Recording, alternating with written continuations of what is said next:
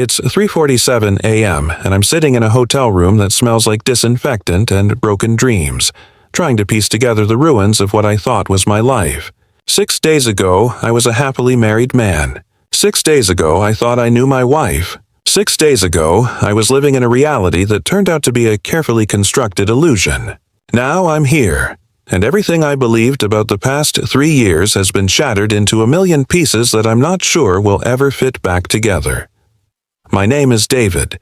I'm 35 years old, work as an accountant at a mid-sized firm, and until last Wednesday, I was married to Sarah for 7 years. We met when I was 25 and she was 24 at a friend's engagement party. She was beautiful, charming, had this laugh that could light up a room.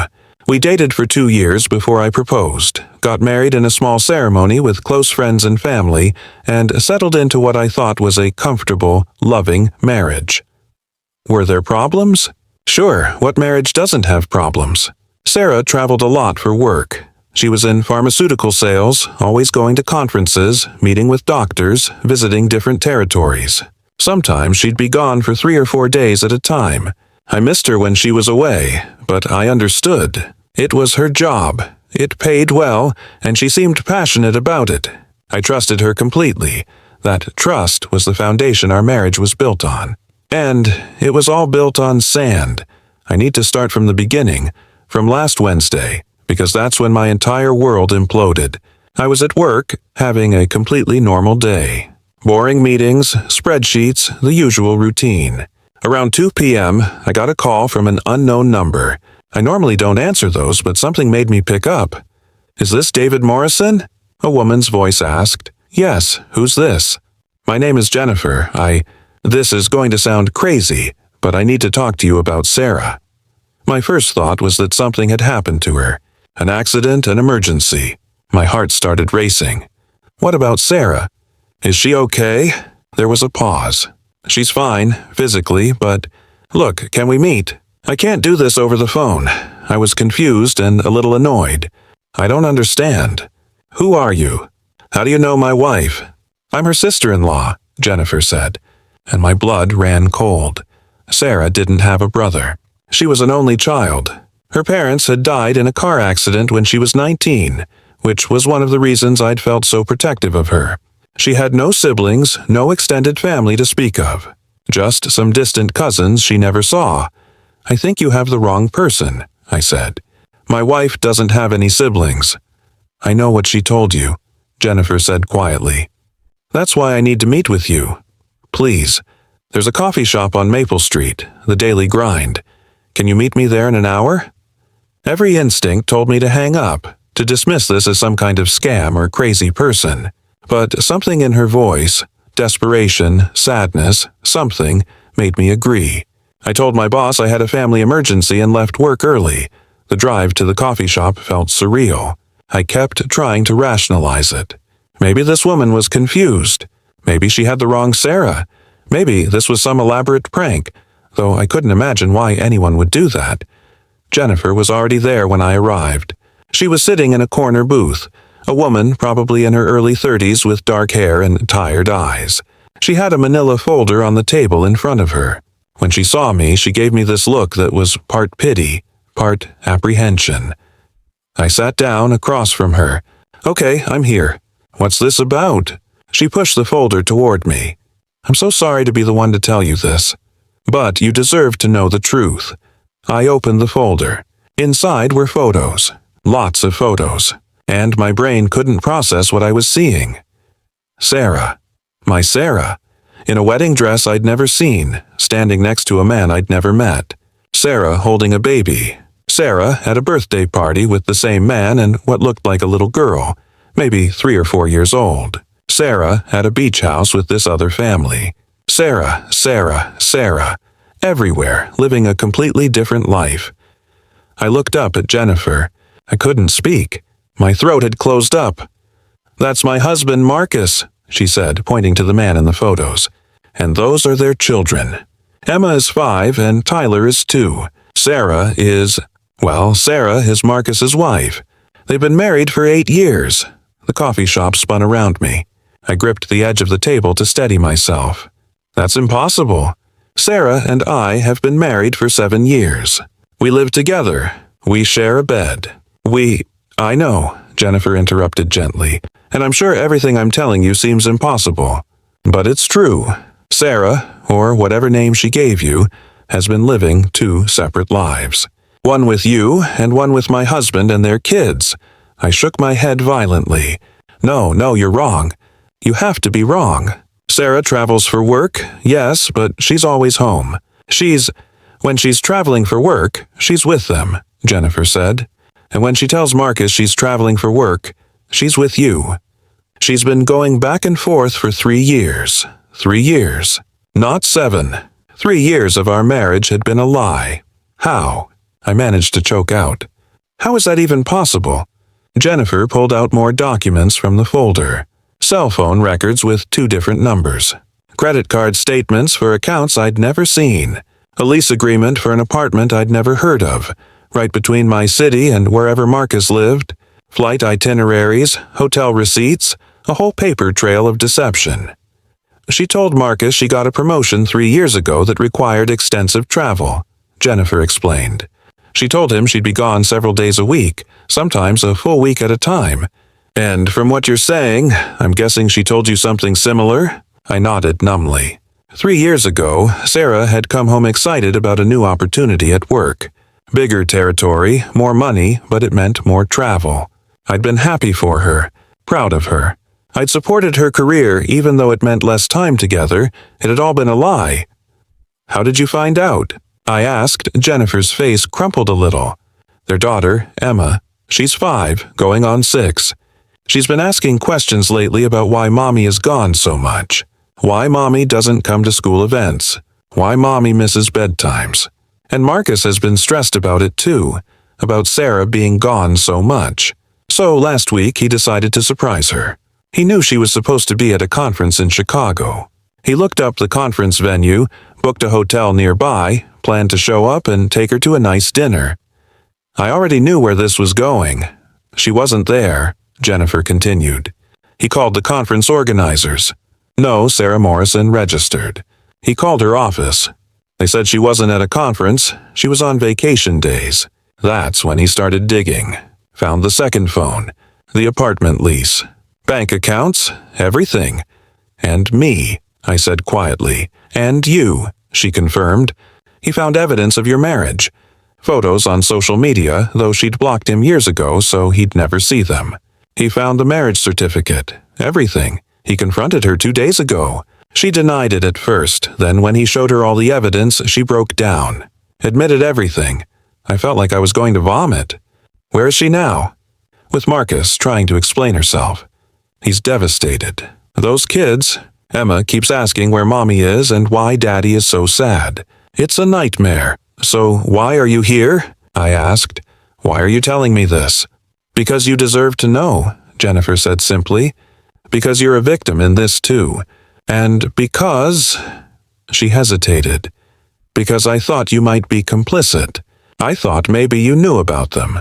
And this was some kind of arrangement. But I can see from your face that you had no idea. And that breaks my heart for you. We sat there in silence for a long moment. Other people in the coffee shop were chatting, laughing, living their normal lives. And mine was ending. I have more, Jennifer said, pulling out another stack of papers. Bank records showing money she was moving between accounts. She's been essentially funding 2 separate lives. She has a whole separate identity with Marcus. Different last name, different job story, different history. With you, who is she? Sarah Morrison, I said. Pharmaceutical sales rep. Only child, parents died when she was 19. Grew up in Oregon. Jennifer shook her head. Her real name is Sarah Chen. She has a brother in California. Both parents are alive and well. She grew up in Seattle. She dropped out of nursing school to marry Marcus 8 years ago. She does work in pharma sales, that part's true, but she's been manipulating her territory and schedule to maintain both lives. Every word was a hammer blow. Nothing was real. Nothing. I don't understand why, I said, and my voice broke. Why would someone do this? Why not just leave one of us? Why go through this elaborate deception? I don't know, Jennifer said softly. Marcus has been asking the same thing. From what she told him, she loves both of you. She couldn't choose. She said she felt trapped and the lies just kept growing until she didn't know how to stop. He loves both of us? I laughed, but it came out bitter and broken. You can't love someone and do this to them. You can't love your children and abandon them half the time. This isn't love. This is. I don't even know what this is. Jennifer reached across the table and squeezed my hand. I'm so sorry. I know this doesn't help, but I'm so sorry. I pulled my hand away and stood up. I need to go. I need to. I don't know what I need to do. Here, Jennifer said, pushing a piece of paper toward me. That's my number, and that's Marcus's number. He wants to talk to you when you're ready. We're not your enemies here. We're all victims of the same person. I took the paper, grabbed the folder of evidence, and walked out of that coffee shop on legs that didn't feel like my own. I don't remember driving home. I don't remember parking. I just remember standing in the driveway of the house Sarah and I shared, looking at it like I was seeing it for the first time. How many lies had been told in that house? How many times had she kissed me goodbye and driven to her other life? How many times had she slept next to me while wearing a wedding ring from another man? Sarah wasn't home. She was at a conference in Phoenix, or so she'd told me 3 days ago. She was supposed to come back tomorrow. I realized she was probably with Marcus, dealing with the fallout of being exposed. I went inside and I started looking. Really looking. I went through her closet, her drawers, her office, and once I knew what to look for, it was obvious. 2 different phone chargers, clothes in different styles, professional pieces for her life with me, more casual mom clothes tucked in the back, a locked box in the back of her closet that I'd never questioned before. I broke it open. Inside was another phone, another wallet with different IDs, credit cards and a name I didn't recognize, and photos. So many photos of her with this other family. There was a photo of her in a hospital bed, holding a newborn baby. The date stamp was from 2 years ago. 2 years ago, she'd told me she was going to a week-long training in Dallas. She'd actually been giving birth to another man's child. I sat on the bedroom floor, surrounded by the evidence of her betrayal, and I cried. I'm not ashamed to admit it. I cried like I haven't cried since I was a child, because the woman I loved didn't exist. Sarah Morrison, my Sarah, was a character she played, a role she performed when she was with me. Everything we'd built together was a set piece in her elaborate production. How does someone do this? How do you kiss your children goodnight, tell them you'll see them in a few days, and then go play? House with another man. How do you celebrate Christmas with one family, then go celebrate it again with another? How do you maintain 2 separate lives, 2 separate identities, 2 separate sets of lies for 3 years without cracking? I thought about all the times she'd been distant, distracted, the times she'd pulled away when I tried to be intimate, saying she was tired from travel, the times she'd been secretive about her phone, the times she'd gone to the gym for hours. It all made sense now. She wasn't living one lie. She was living in a constant state of deception, always juggling, always performing, always one slip away from exposure. My phone rang. It was Sarah. I stared at her name on the screen. The name I now knew wasn't even her real name, and I couldn't answer. I let it go to voicemail. She called again, and again. Then texts started coming through. David, we need to talk. I know you probably spoke to Jennifer. Please let me explain. I love you. I know you don't believe that right now, but I do. Please don't make any decisions until we talk face to face. I turned off my phone. I couldn't deal with her. Not yet.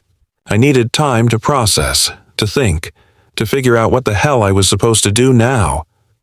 I called my brother, Tom. He lives 2 hours away with his wife and kids. I told him I needed a place to stay and that I'd explain when I got there. He didn't ask questions, just said to come over. I threw some clothes in a bag, grabbed my laptop and important documents, and I left. I didn't leave a note. I just walked out of that house full of lies and drove to my brother's place. Tom and his wife, Lisa, were waiting up for me when I arrived around 10 p.m. I walked in, sat down at their kitchen table, and told them everything. I showed them the folder Jennifer had given me. I watched their faces go from confusion to shock to anger to heartbreak for me. "Jesus Christ," Tom kept saying. "Jesus Christ, David, I can't. How is this real?" Lisa was crying. Those poor kids. Her kids. How could a mother do that? That's what kept hitting me too. I could understand, in some twisted way, how someone might maintain a double life with two romantic partners. It's sociopathic and cruel, but I could wrap my head around it. But children? She had two small children who needed their mother, and she was voluntarily absent from their lives half the time. What kind of person does that? I stayed up most of that night, lying on Tom's couch, staring at the ceiling. My mind was racing through every moment of the past 3 years, recontextualizing everything. Every tender moment, every "I love you," every plan we'd made for the future, all of it was happening simultaneously with her other life. When she'd come home from her business trips and curl up next to me, she'd just come from another man's bed. When she told me she couldn't wait to start a family with me someday, she already had 2 kids she was hiding from me. The next morning, Tom helped me call a lawyer. I told them I needed to file for divorce and I needed it started immediately. The lawyer asked if I wanted to pursue any legal action beyond divorce, fraud, identity theft, anything like that. I said I didn't know yet. I just wanted out of the marriage. Then I did something I'd been dreading. I called Marcus. He answered on the second ring. "David?" His voice was rough, like he'd been crying. "Yeah, it's me." Silence. Then, "I don't even know what to say to you." "Me neither." "Did Jennifer tell you everything?" "She told me enough. I found more on my own." More silence. Then Marcus said, "I loved her. I love her. We have kids together.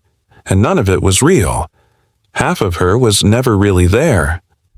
"I know," I said, and I did know, because I felt the same way. We talked for over an hour. 2 men who'd been betrayed by the same woman, trying to make sense of the senseless. We compared notes, filled in gaps in each other's knowledge. Marcus told me about their wedding 8 years ago, about Emma's birth 5 years ago, about Tyler's birth 2 years ago, about how Sarah had been a devoted mother at first, but then 3 years ago everything changed. She started taking more work trips, missing bedtimes, missing school events, missing Emma's first day of kindergarten because she was at a crucial meeting. "I thought she was having an affair," Marcus admitted. "I just thought it was with someone from work, you know, some business trip fling. I never imagined. This, an entire second marriage, an entire second life." "She told me her parents were dead," I said, "that she had no family." "She told me her brother lived overseas and they weren't close," Marcus said. "She said her parents were very traditional Chinese and didn't approve of her marrying a white guy. She kept them separate from our lives. I never questioned it." We realized that Sarah, or whatever her real identity was, had carefully constructed both narratives to explain why she kept family at arm's length, why there were gaps in her availability, why she was sometimes distant or distracted. She'd been playing us both for fools. "What are you going to do?" I asked. "Divorce," Marcus said immediately. I can't even look at her right now. She's staying at her apartment, the one neither of us knew about. She wants to see the kids, but I told her not until I figure out how to explain this to a 5-year-old. How do you tell your daughter that mommy has been lying to everyone? "I don't know," I said. "I don't know anything anymore." "I'm sorry," Marcus said. "I'm sorry that you got dragged into this. You didn't deserve this." "Neither did you," I told him. "Neither did your kids." We agreed to stay in touch, to share information as our respective divorce proceedings moved forward. Then we hung up, 2 strangers bonded by shared betrayal. Over the next few days, I started the process of extracting Sarah from my life. I changed the locks on the house. I opened new bank accounts and transferred my money. I called credit card companies to remove her from my accounts. I contacted our landlord to see about getting her off the lease. I called my family and close friends to tell them what happened. Every conversation was excruciating. Everyone was shocked, disbelieving, then angry on my behalf. Sarah kept trying to contact me. Calls, texts, emails. She showed up at the house twice, but I refused to let her in. She left letters on the doorstep. Long, rambling letters about how sorry she was, how she never meant to hurt anyone, how she loved both of us and couldn't choose, how it all spiraled out of control and she didn't know how to stop it. One letter in particular got to me. She wrote, "I know what I did is unforgivable. I know I've destroyed multiple lives, but I need you to understand that none of it was fake for me. My love for you was real. The life we built was real to me. I'm not a sociopath who was playing a game. I'm someone who made terrible decisions and kept making them because I was too cowardly to face the consequences. I wanted both lives. I wanted you, and I wanted them. I wanted to be a wife to you and a mother to my children. I thought I could have it all. I was wrong." I read that letter dozens of times, trying to understand. And the thing is, I think she was telling the truth as she saw it. I don't think she was a cold, calculating predator who set out to destroy lives. I think she was someone who made a selfish choice and then kept making selfish choices, building lie upon lie until she'd constructed a house of cards that was always going to collapse eventually. But understanding her motivations didn't make it hurt less. It didn't make the betrayal any less devastating. It didn't change the fact that she'd looked me in the eye thousands of times and lied. A week after Jennifer first contacted me, I finally agreed to meet with Sarah face to face. We met at a neutral location, a park bench in a public place. I brought my lawyer with me, waiting nearby in case things got heated. Sarah looked terrible. She'd lost weight, had dark circles under her eyes, looked like she'd aged 5 years in a week. When she saw me, she started crying immediately. "David, I'm so sorry. I'm so sorry." I held up a hand. "I don't want to hear you're sorry. I want to understand why. That's all. Why did you do this?" She struggled to compose herself. When I met Marcus, I was young, 22. We got married too fast. Then, we had Emma, and I loved being a mother, but I also felt trapped, like my life was over before it really began. And then I met you. "When?" I demanded. "When did you actually meet me?" 4 years ago, she admitted. "At that engagement party. That part was true. We started dating, and you were everything Marcus wasn't. Exciting, new, passionate. You made me feel young again, and I couldn't give you up, but I also couldn't leave my daughter. So I started living both lives. And you just decided to marry me too? While you were already married?" "Our marriage isn't legal," she said quietly. "I forged some documents, lied about my identity. In the eyes of the law, I'm only married to Marcus. But emotionally, mentally, I considered myself married to both of you. That was almost worse somehow, that our marriage wasn't even real in a legal sense. That I wasn't actually her husband, just someone she was playing house with." "And when you got pregnant with Tyler?" I asked. 2 years ago. You told me you were at a work training." She nodded, tears streaming down her face. I know how horrible that is." "Do you?" I snapped. "Do you really? Because I don't think you do. I don't think you understand what you've done. You didn't just lie to me. You didn't just cheat on me. You made me build a life with someone who didn't exist. You made me fall in love with a fiction. Every moment we shared, you were thinking about them. Every time you told me you loved me, you were already planning your next trip to your other family. You made me live in a fake reality while you kept all the truth to yourself." "I loved you," she insisted. "I still love you. That was never fake." "You don't get to say that," I told her. "You don't get to claim you loved me while doing this. Love doesn't look like this. Love doesn't lie. Love doesn't betray. Love doesn't maintain a secret family. I never wanted to hurt you, she said weakly. But you did. You destroyed me. You destroyed Marcus. You've damaged your own children. Emma is old enough to know something's wrong. She's going to grow up with trust issues because her mother abandoned her half the time. Tyler will never remember a time when you were fully present. You did that. Your choices did that. She was sobbing now. I don't know how to fix this. You can't, I said simply. There's no fixing this. You've killed 3 years of my life. Time I can never get back. Experiences that are poison now. Memories that make me sick. You can't fix that. So what happens now? She asked. Now we get divorced. You sign whatever papers my lawyer puts in front of you. You don't contest anything. And then you get out of my life forever. David, please, forever, I repeated. You don't contact me. You don't call. You don't text. You don't show up at my house. You become a stranger to me, because that's what you really were all along.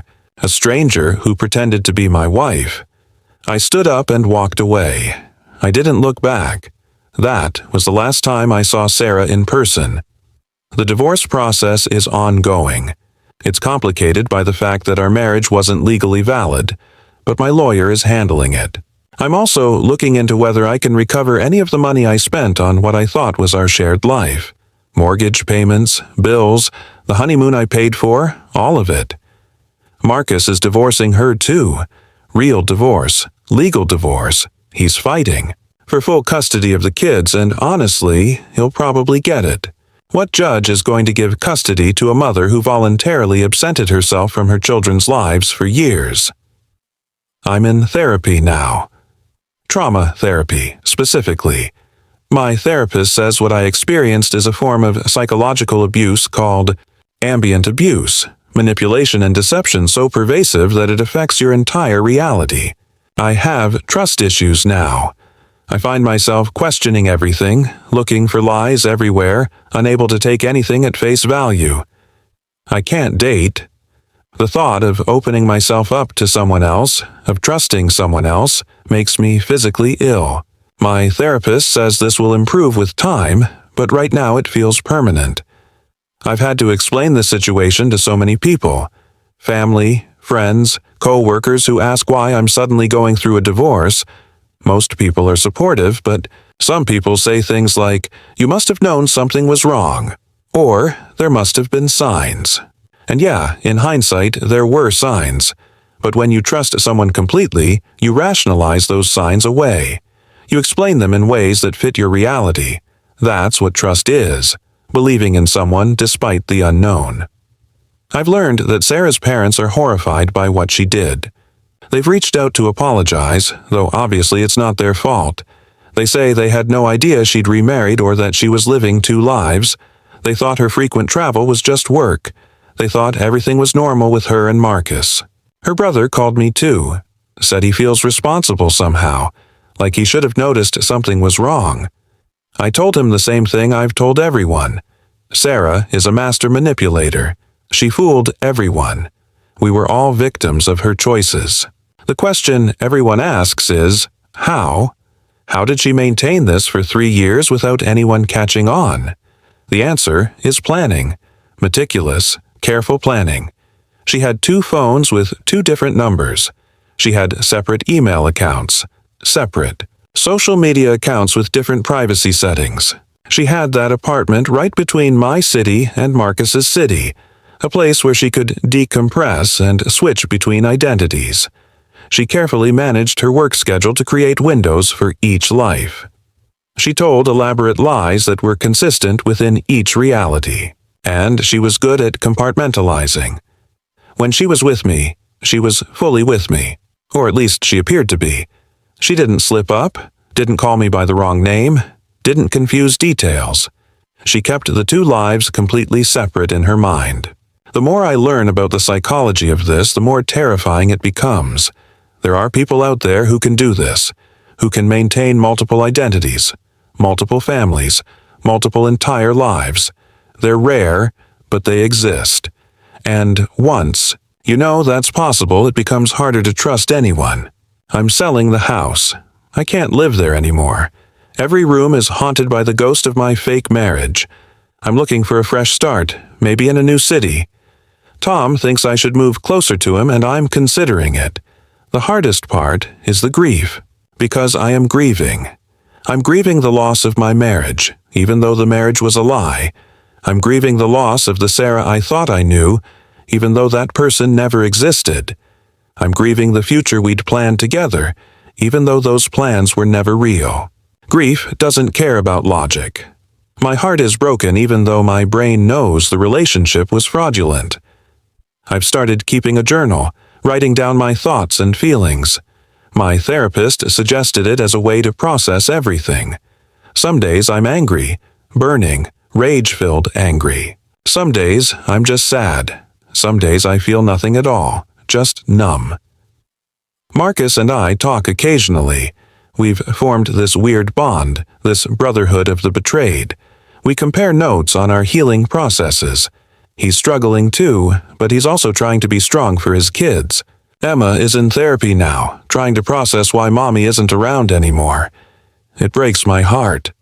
Sometimes I wonder if Sarah thinks about us, if she regrets her choices, if she lies awake at night understanding the magnitude of what she's done, or if she's already moved on, already rebuilding, already planning her next deception. I don't think I'll ever get satisfying answers to why she did this. Mental health issues, narcissism, sociopathy, profound selfishness. I've heard all the theories. But ultimately, the why doesn't matter as much as I thought it would. What matters is that she did it. She made these choices every single day for 3 years. She woke up every morning and chose to continue the lie. People ask me if I hate her. The honest answer is, I don't know. Some days, yes. Some days I feel something closer to pity. She's destroyed her own life, too. She's lost both families, both marriages, the trust of everyone who ever loved her. Her children will grow up knowing their mother chose deception over honesty. Her legacy is pain and broken trust. In a way, she's the biggest victim of her own choices, but mostly I just feel empty. Like someone reached into my chest and scooped out everything that made me feel alive. I'm going through the motions of life, work, therapy, basic self-care, but I don't feel present in my own existence. I feel like a ghost haunting my own life. My therapist says this will pass, that I'll heal, that I'll trust again someday, that I'll have real relationships built on actual truth. I want to believe her. Some days I almost do. It's been 6 weeks now since Jennifer sat across from me in that coffee shop and blew up my world. 6 weeks since I learned that the past 3 years of my life were a lie. 6 weeks of anger, grief, confusion, and slow, painful processing. I'm not okay. I won't pretend to be, but I'm surviving. I'm putting one foot in front of the other. I'm building a new life from the rubble of the old one. If there's anything I want people to take away from my story, it's this. Trust is a gift. And when someone violates that trust on this scale, the damage is profound. But it's not your fault for trusting. It's their fault for betraying. I didn't fail by believing my wife. She failed by lying to me and to anyone else out there who's discovered a betrayal like this, who's learned that their reality was constructed on lies. You're not crazy. You're not stupid for not seeing it sooner. You're not weak for being devastated. You're human and you deserved better. I deserved better. Marcus deserved better. Those kids deserved better. Sarah made her choices. Now, we all have to live with the consequences. It's almost 5 a.m. now. I should try to sleep. Tomorrow, I'm meeting with my realtor to list the house. Tomorrow, I'm taking another step toward building a life that's actually real. Tomorrow, and the day after, and the day after that. One day at a time. That's all I can do. That's all any of us can do.